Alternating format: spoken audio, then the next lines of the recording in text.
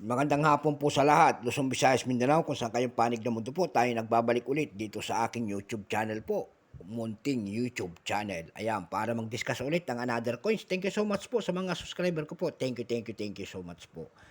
Ayan, ang pag-usapan po natin ngayon ay 50 centimos ulit na agila. Year by year ang inaabot natin kasi may mga year dito na mahal. Ayan po, katulad po nito, year 1988 po. Ayan, year 1988. Ayan.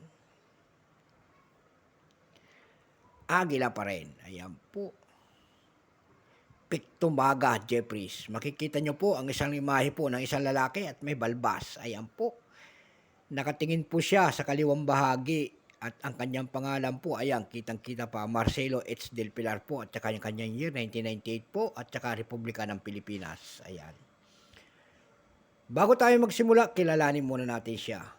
Issue Philippines po. Period Republic 1946 up to date po. Type Standard Circulation Coins. Years 1983 hanggang 1990 po. Value 10 centimos po. Currency piso. Ayan po. Composition po nito ay copper nickel. May bigat po itong 6 grams. May haba pong 25 mm. May kapal po namang 1.62 mm. Hugis po, pabilog, syempre. Orientation, middle alignment. Demonetized na po ito noong January 2, 1998. Number N-2461. Reference number KM-242. Scientific name, Monkey Eagle po. Ayan, Pactupaga Jeffries po. Ito 1998 po, ito po ay 9% lamang.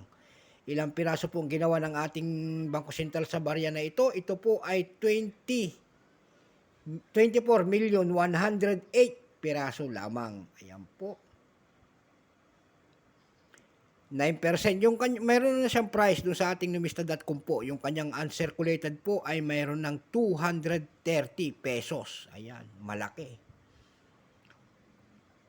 Dako po tayo doon sa ating eb.com po. Ayan.